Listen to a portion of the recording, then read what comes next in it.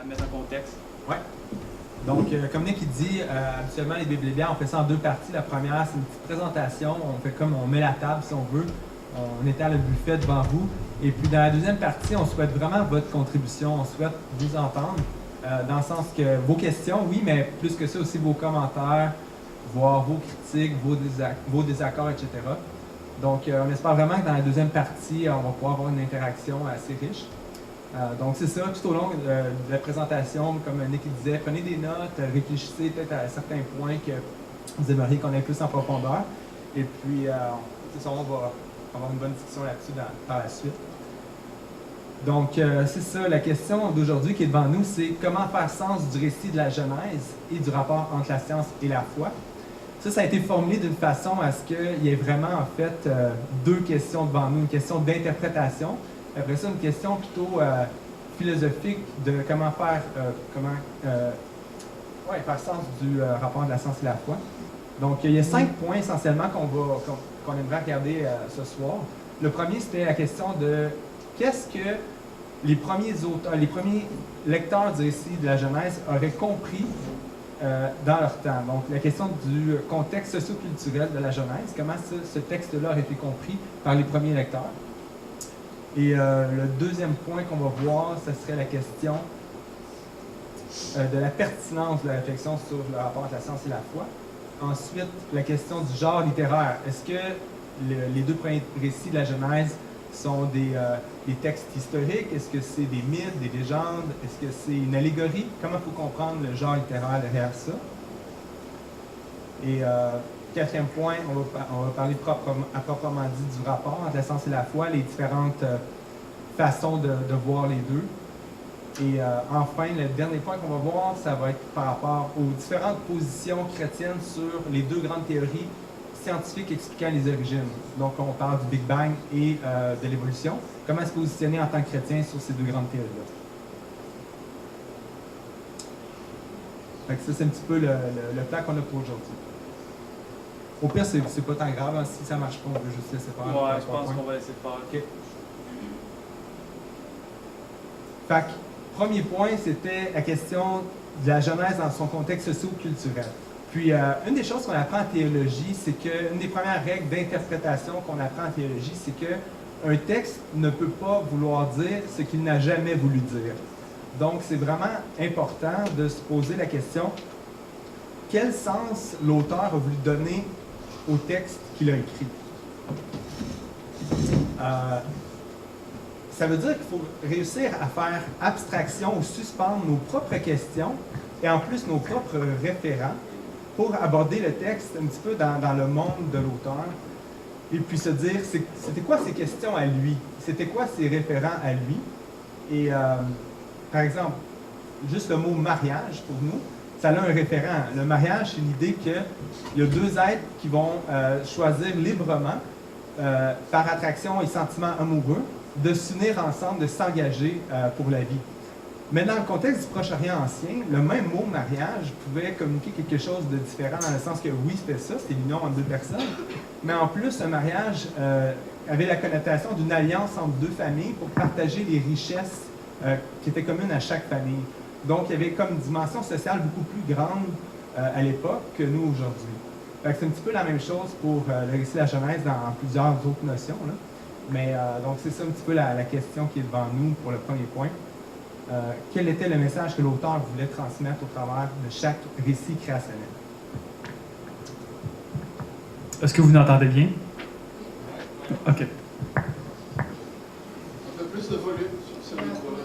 Sur le micro, ça dit? Pas juste que tu parles plus proche, c'est bon. Ah ouais, OK. Mais je peux le prendre dans mes mains, peut-être. Il faut... 1, 2, 2, ça va-tu mieux comme ça? Ouais, OK, parfait. Et je pense, à la fois, ça, c'est l'important. À la fois, la question, c'est vraiment... la tension avec le récit de la création, c'est qu'on ne peut pas faire dire un texte, comme tu disais, quelque chose qu'il ne voulait pas dire. Et puis, je pense à ce niveau-là, c'est de dire, qu'est-ce que pour les contemporains, le texte de la création, quel était le message partagé pour les contemporains? Et puis, on va voir éventuellement, dans les autres points, que, justement, peut-être l'erreur que ça se fait des fois qu'on fait en tant que... nous, les chrétiens aujourd'hui, c'est de prendre le texte de la création puis d'essayer de voir un message qui peut être pertinent pour nous par rapport à la science, mais qui peut-être à cette époque-là n'était jamais l'objectif. Donc, Exactement. Est-ce que les gens du Proche-Orient ancien avaient vraiment des préoccupations par rapport au comment que Dieu a créé, sur des préoccupations d'ordre scientifique? Donc, on va voir ça. Peut-être de façon générale, dire que la Genèse raconte, premièrement, dans les 11 premiers chapitres, l'histoire des origines du monde et de l'humanité. Donc, les 11 premiers chapitres de la Genèse, c'est vraiment un regard universel, alors que à partir du chapitre 12 jusqu'au chapitre 50, on va faire un zoom sur une famille en particulier de toutes celles qui existent sur la Terre, celle d'Abraham, pour voir, dans le fond, on va se concentrer sur l'histoire de cette famille et on va voir comment Dieu, dans le fond, va commencer un plan de sauvetage pour l'humanité. Donc, c'est vraiment la façon de séparer le récit de la Genèse en deux parties. et puis, plus précisément, le premier récit vise entre autres à démontrer que les éléments de la création ne sont pas des dieux, mais qu'il n'existe qu'un seul Dieu et qu'il a tout créé.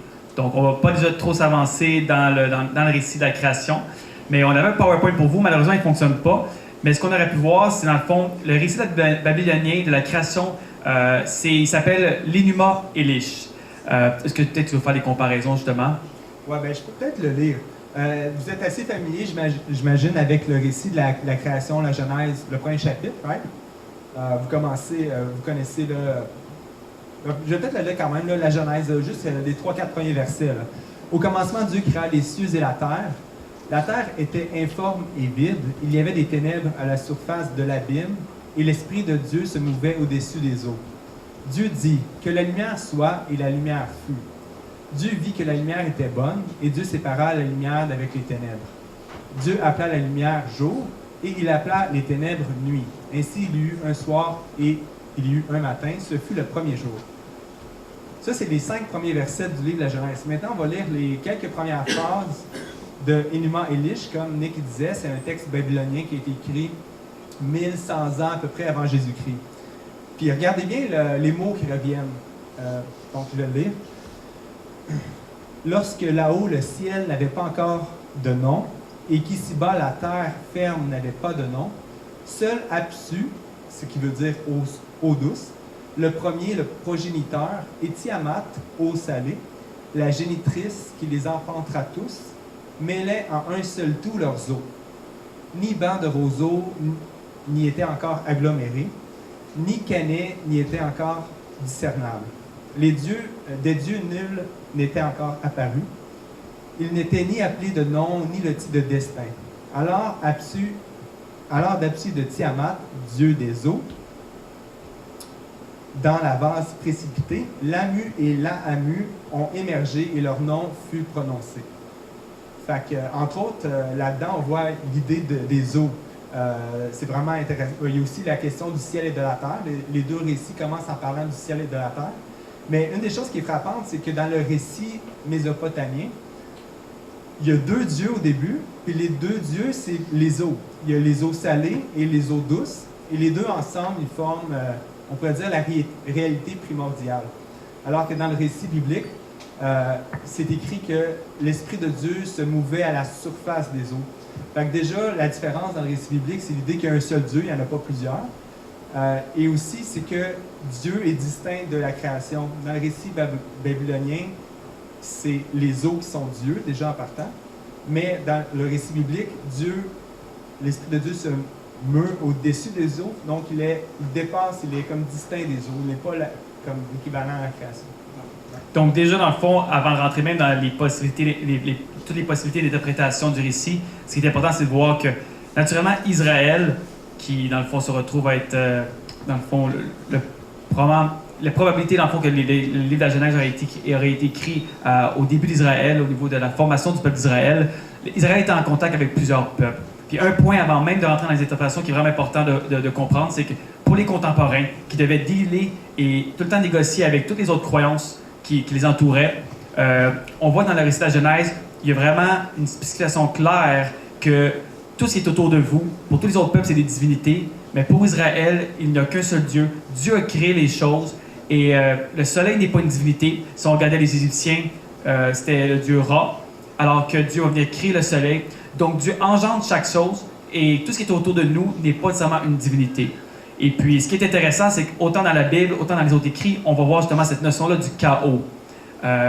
Et puis, si on regarde, mettons, les Védiques indiens, pareil que les Égyptiens, Vitra, au niveau des Védiques indiens, au niveau des mythes égyptiens, c'est Apep, ou on peut aussi l'appeler Apophis. La fois, c'est le chaos, la noirceur, les ténèbres. Et dans toutes ces mythologies-là, pour ces peuples-là, le chaos était tout le temps une menace. Ça devait tout le temps être une menace par rapport à l'ordre créé, mais aussi l'ordre de la société. Et puis le mythe créationnel était aussi cette fondation-là par laquelle les choses devaient fonctionner, la société. Et on va le voir éventuellement aussi avec Israël un petit peu, qui va fonder ses 6 jours de travail et sa journée de sabbat sur le récit un petit peu de la création. Mais dans tous les autres, le chaos était quelque chose qui venait menacer Israël, alors que, pas Israël, les peuples, alors qu'Israël, à l'opposé, Dieu, à partir du chaos, va créer quelque chose qui va dire éventuellement qu'il est bon. Et donc, on peut vraiment voir que pour les contemporains, il y avait une claire distinction dès le début, au niveau du message, que Dieu, c'était pas tout ce qui est autour de vous, ce n'est pas des divinités, mais il y a un Dieu qui a créé toutes choses autour de vous et tout ce qui existe autour de vous est bon, comparativement à ce qu'on peut voir dans les autres mythologies. Ouais, donc bref, ce qu'on veut dire dans notre premier point, c'est que les 2 premiers récits de la Genèse ont beaucoup plus de rapprochement avec les autres cultures de leur époque qu'avec nous aujourd'hui, dans le sens que leurs préoccupations, elles étaient tous similaires, faire sens de comment est-ce que du chaos, il y a pu y avoir un monde ordonné tel que nous le connaissons, si harmonieux, avec des belles choses qui marchent bien ensemble. Donc, ils voulaient faire sens de ça, puis ils ont employé le même langage, si on veut, pour répondre à leurs questions. Donc, il faut déjà, on essaie de mettre un bémol à notre préoccupation scientifique. Elle est valide, elle est pleinement valide, c'est juste qu'il faut faire attention de ne pas tordre le texte, peut-être en y incorporant des éléments que le texte n'avait pas nécessairement comme but à la base de répondre. Oui, entièrement d'accord avec toi. Je pense que c'est ça l'objectif que notre premier point, c'est vraiment de juste dire, justement, quand on regarde les mythologies autour d'Israël, on peut voir quand même vraiment des points similaires. Et puis donc, à partir de là, on peut voir que la préoccupation à cette époque-là, dès le début, c'était pas de faire un lien de la science et le récit de la création.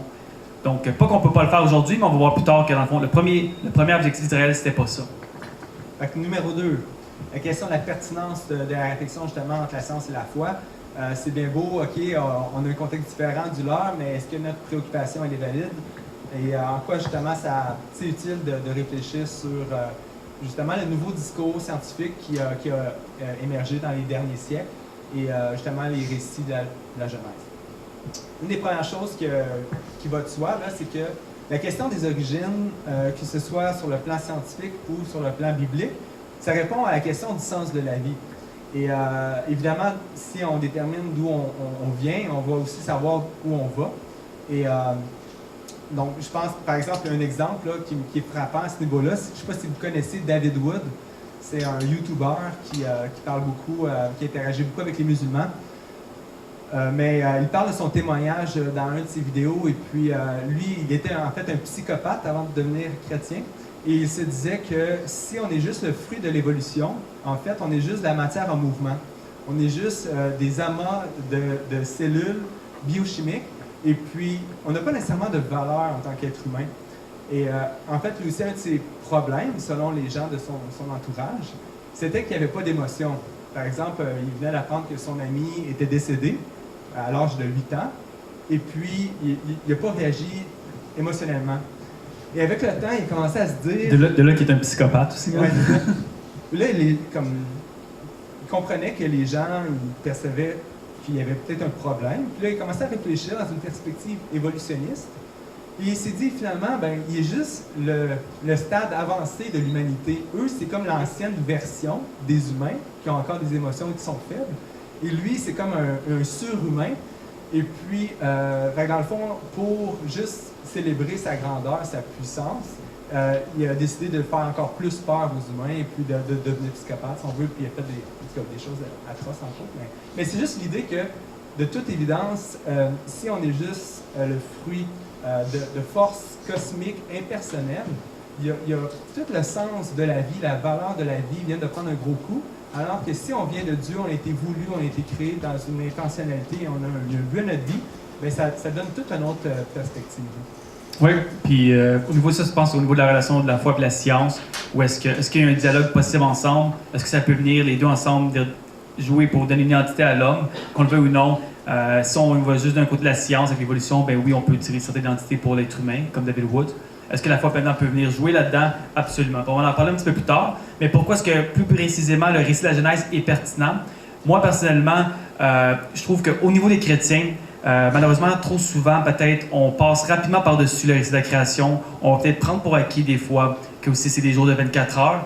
Et puis, on voit que, présentement, il y a beaucoup de mouvements des chrétiens qui essaient de défendre cette interprétation-là, même sur la place publique. Et puis, ce qui arrive éventuellement, c'est que notre crédibilité en tant que chrétien mange un coup. Et puis, donc, la pertinence, c'est de dire en tant que chrétien, est-ce que vraiment c'était vraiment des jours de 24 heures que c'est ce qui était écrit? Et au niveau de notre crédibilité, au niveau de non-croyants, qu'on le veuille ou non, c'est quand même un blocage direct par rapport à la foi. Si jamais, si jamais ils n'ont pas entendu qu'il y avait d'autres interprétations que juste des jours de 24 heures, puis la Terre a été créée en 6 jours il y a 8000 ans, eh bien, c'est sûr que c'est un blocage pour la foi chrétienne. Ça fait pas de sens. Puis automatiquement, on en déduit que la foi chrétienne, ça ne peut pas être vrai si tu crois que la Terre a été créée en 6 jours, alors qu'il semble avoir des évidences qu'elle serait plus vieille. Puis là, bon, moi, ma position, vous commencez à la voir, mais on va en discuter un petit peu plus loin, dans pas long. Mais donc, c'est vraiment pertinent, dans le fond, de réengager cette discussion-là. Autant, je pense, au niveau des chrétiens, qui n'ont jamais eu la chance d'entendre peut-être d'autres interprétations, autant au niveau pour des non-croyants, pour quelqu'un qui ne croit pas en Dieu, de ramener une certaine crédibilité, puis peut-être ouvrir la porte vers d'autres possibilités aussi. Oui, absolument. Donc, faire sens, dans le fond, ou par souci de cohérence, on veut faire sens de deux discours, puis souvent, une lecture va complètement axer sa position sur un des discours, le discours biblique, c'est-à-dire l'interprétation littérale, et l'autre discours va trouver ça loufoque, donc on veut essayer de trouver un juste milieu entre les deux. Oui. Fait qu'on va y aller avec le troisième point. Comment comprendre le récit de la Genèse sur le plan littéraire? Est-ce qu'il s'agit de mythes, de légendes, d'histoires, de poésie, d'allégories? Et entre autres, une question qui est quand même controversée, est-ce qu'Adam et Ève sont des personnages historiques ou c'est des symboles de quelque sorte? Fait que je te laisse commencer avec celle... Tu me laisses commencer tout de suite? On va voir. Ben, c'est moi qui vous le balle avec les diverses approches pour le récit de la création. Une première approche qu'on retrouve, c'est l'approche littérale. L'approche littérale, dans le fond, le mot le dit, c'est que le récit de la création représenterait 6 jours de 24 heures. Une des grandes raisons pour cela, c'est que dans le fond, à la fin de chaque jour, ça dit il y a eu un soir, il y a eu un matin, il y a eu un matin, il y a eu un soir, c'était le 3e jour. Et à partir de là, automatiquement, ça a été pris pour acquis que c'était des jours de 24 heures, mais aussi, dans le fond, le mot Yom, ou ça c'est en terme anglais, en français ce serait juste Yom, en hébreu, le terme hébreu, ça représente un jour de 24 heures. Par exemple, sauf, je dois dire que à l'opposition de cette interprétation de 24 heures, des jours de 24 heures, les problèmes c'est que le 7e jour du récit de la création ne se termine jamais. Donc le sabbat, un petit peu le repos de Dieu, lui ne se termine jamais. Donc cette journée-là, on ne peut pas dire que c'est une journée de 24 heures parce que ça dit que ça ne se termine pas. Un deuxième problème qu'on peut retrouver dans cette interprétation littérale, c'est que le soleil ne serait qu'apparu que le 3e jour. Donc, on peut quand même se poser des questions si nous, pour l'être humain, un cycle de 24 heures représente, dans le fond, le soleil et la nuit, dans le fond, le jour et la nuit. Si le soleil est apparu seulement le 3e jour, qu'est-ce qui se passait les 3 premiers jours auparavant? C'était-tu des cycles de 24 heures en ayant absolument rien? Il y a quand même des questions qu'on peut se poser à ce niveau-là. Et un troisième problème qu'on peut y voir, c'est qu'en fait, oui, le terme Yom, dans le fond, signifie des jours de 24 heures dans certains passages de la Bible, mais il signifie aussi des périodes de temps dans certains autres passages. Par exemple, le passage d'Amos 5.18 qui parle du jour du Seigneur. Donc, lorsqu'il y aura ce jour du Seigneur-là, ce jugement-là, on parle d'une période de temps et pas nécessairement d'un jour de 24 heures. Donc, une fois que l'on sait que le terme qui est utilisé dans le récit de la création ne représente pas nécessairement juste des jours de 24 heures, on peut se poser la question, est-ce à ce moment-là nécessaire de forcer des jours de 24 heures sur le récit de la création? Et sachant que le 7e jour ne se termine pas, que le soleil est apparu seulement le 3e jour et que le terme même ne signifie pas nécessairement juste des jours de 24 heures, je pense que non. Et puis c'est à ce moment-là, je pense que ce qui est important, c'est toujours de se dire que ne forçons pas justement des interprétations sur le texte, mais laissons le texte parler. Et puis, l'affaire, c'est que même si le texte voudrait parler de jours de 24 heures. Il n'y a rien après ensuite qui nous dit que peut-être l'auteur n'a pas voulu utiliser les jours de 24 heures pour partager un message. Et pas, c'était pas nécessairement des jours de 24 heures dans sa tête. Ou est-ce qu'il a utilisé le terme jour de la même façon qu'on pourrait utiliser, mettons, le terme bras pour dire, en fait c'est un exemple même biblique, le bras de l'Éternel. On ne pense pas que Dieu a nécessairement un bras physique, mais il utilise ce terme-là qu'on connaît, un bras, pour représenter une image. Donc, même si on pourrait dire que ce serait des jours de 24 heures, ça ne veut pas plus dire que l'auteur a pris l'image des jours de 24 heures pour partager un message à ce moment-là. Donc, un symbole. Et puis, donc, ça, c'était pour la première approche, l'approche littérale, qui, c'est possible, mais qui, dans le fond, peut comporter certains problèmes et qui, une fois qu'on réalise que, dans le fond, jour ne veut pas toujours dire des jours de 24 heures, mais peut-être qu'à ce moment-là, la porte est ouverte, dans le fond, pour d'autres interprétations. Une autre lecture, ça serait la lecture concordiste. La lecture concordiste va chercher à harmoniser le plus possible les données scientifiques avec le récit biblique. Par exemple, dans le récit biblique, c'est intéressant parce qu'on voit que le premier jour, c'est la lumière qui est créée, mais le soleil arrive juste au jour numéro 4, right? Donc, comment est-ce que la lumière... Le troisième jour. Le troisième jour? Oui. OK. Donc, comment est-ce que la lumière peut avoir été créée avant le soleil? Ça, c'est une question. Mais des personnes pourraient dire, dans une perspective du Big Bang, par exemple, ça ferait du sens parce que à la singularité, lorsque tout vient à exister, c'est comme qu'il y a le premier moment d'expansion, il y a plein de lumière qui est dégagée à ce moment-là, mais la formation des étoiles et des planètes, ça va venir juste plus tard. Donc, ça serait une lecture concordiste dans le sens qu'on part des théories scientifiques, puis on essaie de faire concorder le récit biblique avec. Une autre façon, justement, de faire du concordisme, ça serait de dire... là, le premier verset de la Bible dit « Au commencement, Dieu créa les cieux et la terre ». Donc là, c'est comme un peu le mouvement initial du Big Bang. Puis là, le verset 2, ça dit « Au commencement, la terre était informe et vide ». Donc là, ça serait de postuler qu'il y avait, disons, une dizaine de milliards d'années entre le verset 1 et le verset 2, pour essayer encore là de faire concorder une théorie scientifique. Ouais, tu as raison, c'est le 4e jour. Excuse-moi, je ne sais pas pourquoi j'ai écrit le 3e jour. Mais c'est le 4e jour. Puis oui, puis Henri Blocher, justement, un théologien français bien connu, dit justement dans son livre Évasion des origines que le problème avec le concordisme, ou ce qui est dangereux avec le concordisme, c'est que ça peut solliciter beaucoup trop le texte pour tirer des conclusions, dans le fond, qui n'ont rien à voir avec ce que le texte veut dire ou le message qui devait être partagé. Donc, c'est comme ça crée des problèmes assez importants, comme par exemple sur le fait que la végétation a été créée le troisième jour, ça c'est vrai. Et le soleil, le 4e jour. Donc, comment est-ce qu'on peut avoir, sur un plan scientifique, comment est-ce qu'on peut avoir la végétation sans soleil? On peut dire que c'est Dieu qui l'a créé comme ça, puis il l'a maintenu comme ça en attendant qu'il crée le soleil. Dieu est tout puissant, il peut tout faire.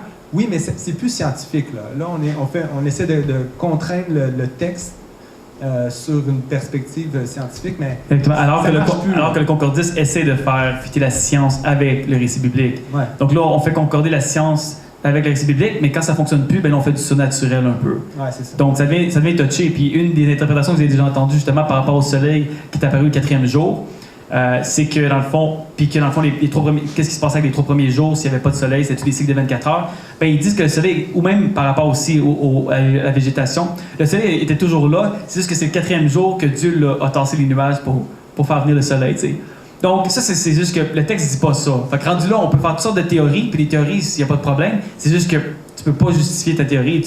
Ta théorie reste que dans le fond, tu l'as tirée de toi-même, puis tu n'es plus dans le texte en même temps. Donc, pas que le concordisme, c'est mal dans un sens, mais ça se peut qu'on va solliciter le texte d'une façon que, dans le fond, on va tirer des messages que c'était peut-être jamais ça que ça voulait partager.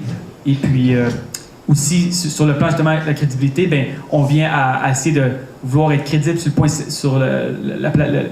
au niveau scientifique, mais à plusieurs reprises, ça ne fonctionne pas. Donc, qu'est-ce qu'on fait? Là, on retourne dans du surnaturel, puis on est plus scientifique. Donc, il y a un problème à ce niveau-là dans le concordisme. Ouais, la 3e approche, ce serait la lecture littéraire. Donc, c'est de voir que le récit de la Genèse, ou les 2 premiers récits de la Genèse, voulaient communiquer des vérités théologiques, comme on l'a dit tantôt, qu'il y a un seul Dieu et non plusieurs dieux, que Dieu est distinct de la création, que les éléments de la création ne sont pas le reflet des dieux. etc. Tu sais, que l'être humain n'a pas été créé pour faire la corvée des dieux, comme les autres récits créationnels l'expliquent. Mais au contraire, ils ont été créés à l'image de Dieu, donc pour régner comme des rois, si on veut, et profiter de la richesse, la diversité de la création au niveau des fruits, contempler la beauté de la création, etc. Et vivre en harmonie avec les animaux.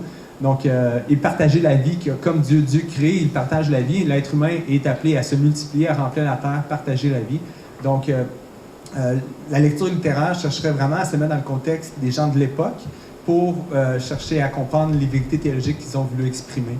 Ça, c'est d'après moi la lecture qui est la plus valable, là, qui est la plus crédible dans une perspective biblique, théologique. Et rapidement, ce qui pourrait supporter l'interprétation littéraire, c'est justement que la structure du texte est vraiment particulière. Il y a vraiment tout le temps une répétition de Dieu dit, Dieu créera, il en fut ainsi, Dieu vit que c'était bon. Et on peut voir déjà au niveau de la structure du texte que c'était vraiment précis ce qui va être partagé. Et puis que quand justement on regarde dans les mythologies autour et qu'Israël était appelé à être un peuple à l'opposé des autres peuples, puis on voit tout au long du Pentateuque à quel point, dans le fond, les règles de pureté, les règles au niveau, dans le Deutéronome, dans Nombre, on voit qu'il y avait une différence entre Israël et les autres peuples. Ils étaient appelés à se séparer. Mais on peut voir drastiquement le message opposé du récit de la création par rapport aux autres récits créationnels. Et là, on peut comprendre assez rapidement que au niveau de l'intervention littéraire, il y a un message qui devait être partagé, qui est peut-être symbolique, oui, mais qui justement ne force pas nécessairement la science sur le récit. La dernière lecture, ce serait la lecture existentielle ou / mythique. Dans le fond, ce serait de dire que ça reflète la condition humaine. Adam et Ève, c'est chacun d'entre nous. Là, cette lecture-là va nier absolument toute dimension historique au récit. Alors que la lecture juste d'avant, la lecture littéraire, pourrait dire que, par exemple, Adam et Ève, Adam et Ève sont des personnages que le texte ne nous raconte pas littéralement comment ça s'est passé, mais oui, Adam et Ève seraient, dans le fond, un couple primordial qui aurait été choisi par Dieu et que Dieu lui aurait conféré son esprit et la moralité, la conscience morale, etc. Donc, il y aurait une certaine dimension historique dans la perspective littéraire. C'est pas nécessairement impossible. Mais dans la perspective mythique, existentielle, là, on évacue toute dimension historique pour dire, en réalité, Adam et Ève, c'est chacun d'entre nous qui, chaque jour, on est confronté devant le choix de soit déterminer nous-mêmes ce qui est bien, ce qui est mal, ou de faire confiance à Dieu sur lui faire, dans le fond, lui obéir et lui faire confiance qu'il a vraiment déterminé, dans le fond, le meilleur pour nous. Fait que ça serait la dernière des 4 lectures qui serait possible pour le récit de la Genèse. Ouais. Donc, c'est 4 interprétations possibles. Puis, naturellement, à l'intérieur de chaque, ben là, il y a encore des sous-divisions. Puis, ça finit jamais. On a en masse de théories, puis on est bon, les chrétiens, à souvent faire toutes sortes de théories par rapport au récit créationnel. Et puis, mais c'est une première réflexion, puis on y va rapide, parce qu'il y a beaucoup de stock. Mais dans les questions, tantôt, on va pouvoir approfondir chaque point et voir les diverses opinions, puis répondre à vos questions à ce niveau-là.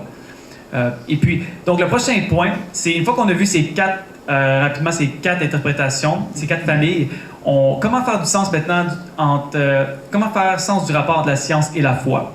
Quelles sont les différentes façons de considérer le rapport entre ces deux domaines? Je pourrais commencer en parlant du rapport d'opposition, qui est un rapport vraiment où est-ce que la science et la foi, non seulement sont des domaines séparés, mais en plus de ça, ils rentrent en conflit. Donc, ouais, c'est ça. Ça le dit assez rapidement. Donc, c'est pas juste qu'on est dans un terrain neutre, mais les deux sont à l'opposé. Puis, dans le fond, on peut se battre constamment à prouver l'un et l'autre. Un exemple de ça, ce serait Galilée. Galilée, en fait, disait que l'héliocentrisme, c'est la vraie façon de voir, si on veut, notre système solaire. Là. C'est la Terre ne tourne, c'est pas le Soleil qui tourne autour de la Terre, c'est le contraire, c'est la Terre qui tourne autour du Soleil. Et là, il a été amené, si on veut, en procès par l'Église pour ça. Donc là, ceux qui pensent qu'il y a vraiment un rapport d'opposition entre la science et la foi vont essayer de mettre l'accent sur toutes ces fois où il y a eu vraiment des conflits là, dans l'histoire entre des hommes de science et des hommes de foi.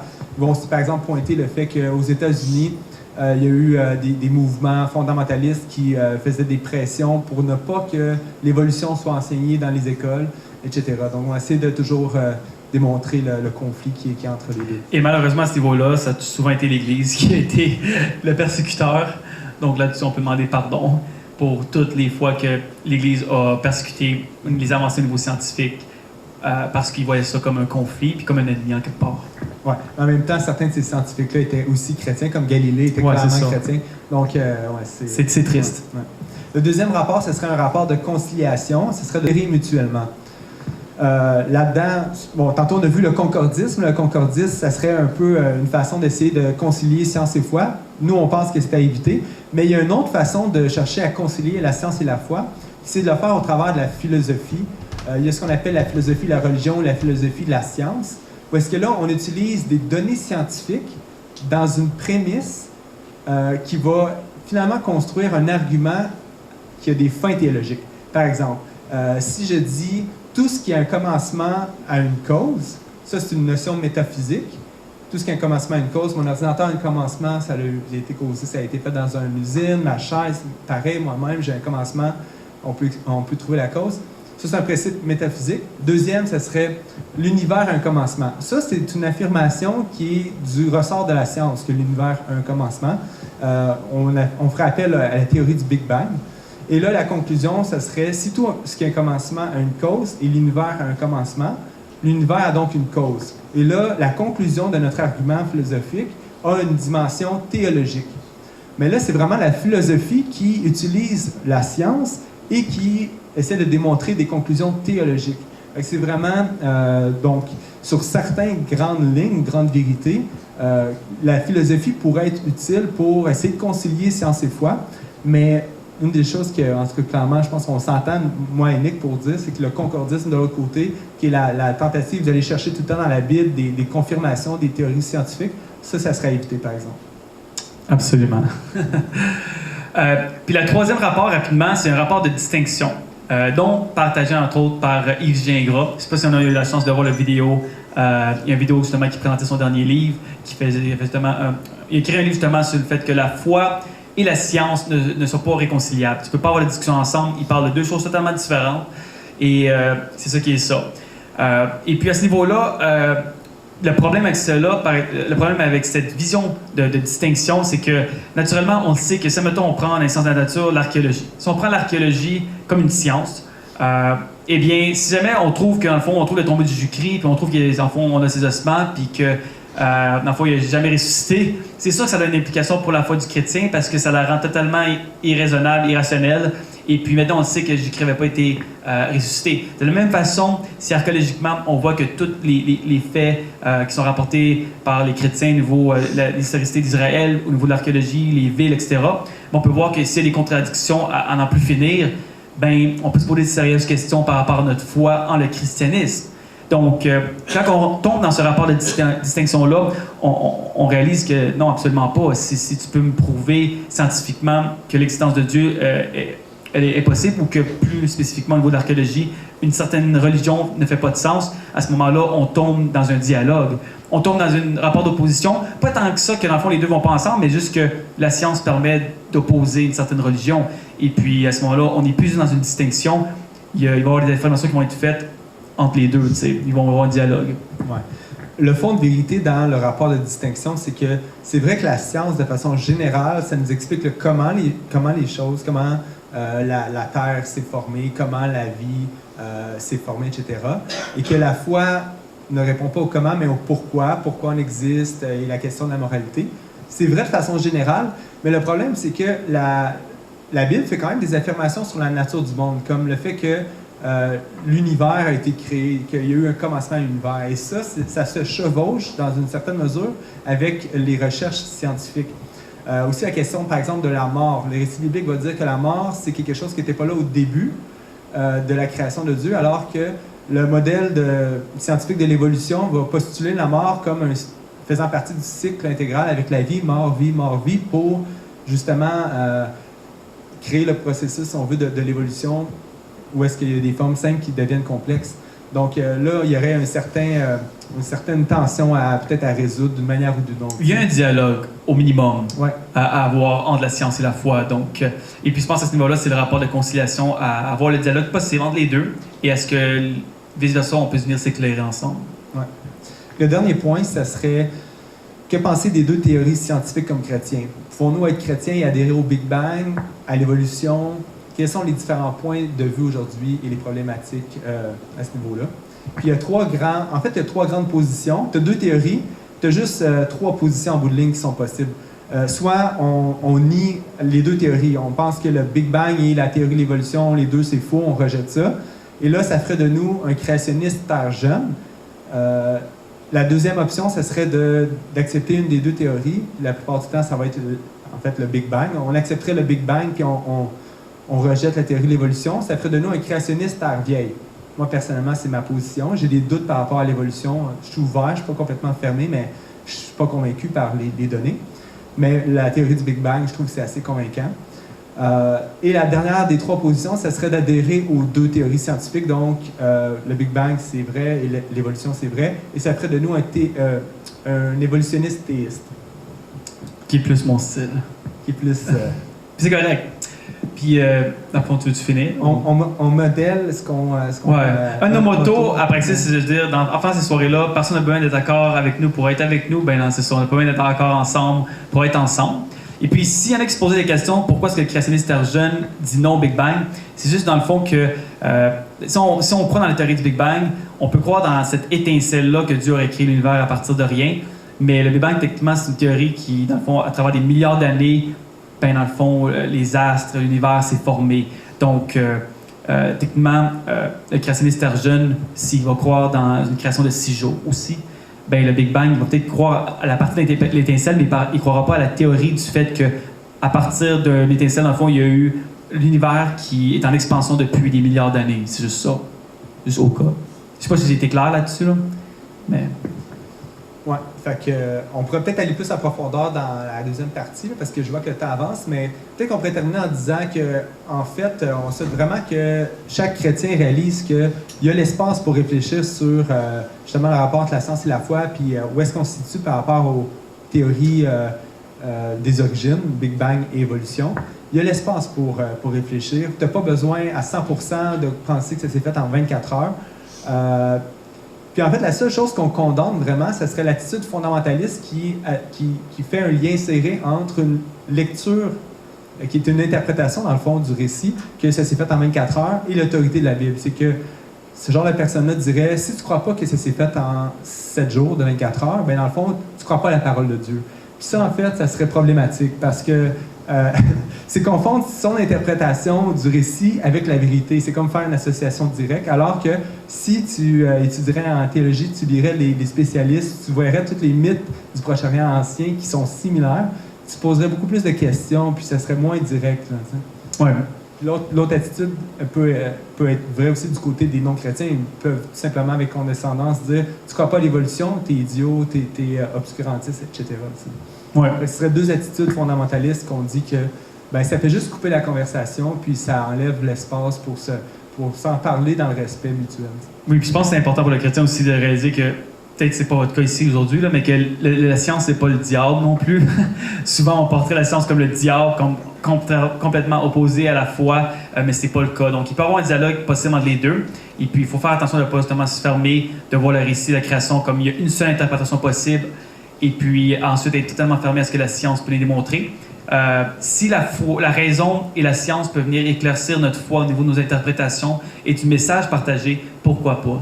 Donc, juste faire attention, je pense que c'est important les chrétiens de ne pas faire attention, puis de ne pas non plus à ce moment-là trop se battre pour l'interprétation littérale, parce que justement, qu'on le veuille ou non, si on veut une certaine crédibilité quand on veut partager notre foi, il faut faire attention. Les gens nous regardent, et puis il y a certaines évidences, puis je ne veux pas trop forcer les évidences sur les gens, il y a quand même des évidences par rapport à que la Terre est quand même assez vieille, et puis à ce niveau-là, même si on n'est pas obligé d'être en accord, plus on va forcer, puis plus on voit des chrétiens qui se battent constamment, mettons comme Kenham, pour une interprétation littérale des jours de 24 heures, plus la crédibilité au niveau de la foi chrétienne mange une claque solide. Ouais, moi, il y a une personne que je connais qui avait été vraiment élevée dans cette perspective-là. C'est 7 jours de 24 heures, puis c'est vraiment ça qui représente la perspective biblique. Puis à force de discuter avec des athées sur des forums, etc., cette personne-là s'est trouvée en position comme que c'était indéfendable et finalement elle a abandonné la foi. Il y a d'autres raisons qui font en sorte qu'elle a abandonné la foi, mais ça semble vraiment avoir été un gros morceau dans l'équation. Fait que faut faire attention de pas faire une équation simpliste, que c'est la seule position. Et réaliser que dans le fond, notre foi chrétienne n'est pas dépendante de notre interprétation du récit de la création. Donc, c'est pas parce qu'on remet en question notre interprétation de la création, de ce récit-là, qu'on doit remettre tout en question notre foi chrétienne et ce qui est accompli en Jésus-Christ. Donc, ça, c'est vraiment important aussi en tant que chrétien. Puis c'est sûr que des fois, il va y avoir une certaine insécurité qui va venir pour quelqu'un qui va remettre en question les jours de 24 heures.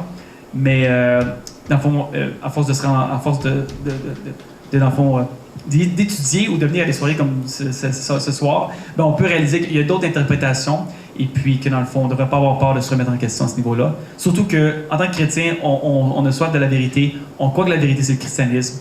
Donc, si c'est la vérité, ben il n'y a pas de problème à se remettre en question parce que, comme Thomas d'Aquin disait, ben on va arriver à avoir la vérité. Good. Fait qu'on a assez parlé maintenant, on voudrait vous entendre. Fait qu'on va peut-être juste essayer d'appeler ça un petit peu, je sais pas. Ouais, dans le fond, je descends le microphone en bas. Et puis, s'il y en a que vous avez peur de poser la question, n'hésitez pas à l'envoyer via Facebook, mais sinon, vous venez poser la question pour que tout le monde l'entende. Même si on n'est pas tant que ça va être le fun. Puis on va pouvoir répondre à les questions pendant une vingtaine de minutes. Puis après, on va pouvoir juste continuer à parler ensemble puis avoir du temps ensemble.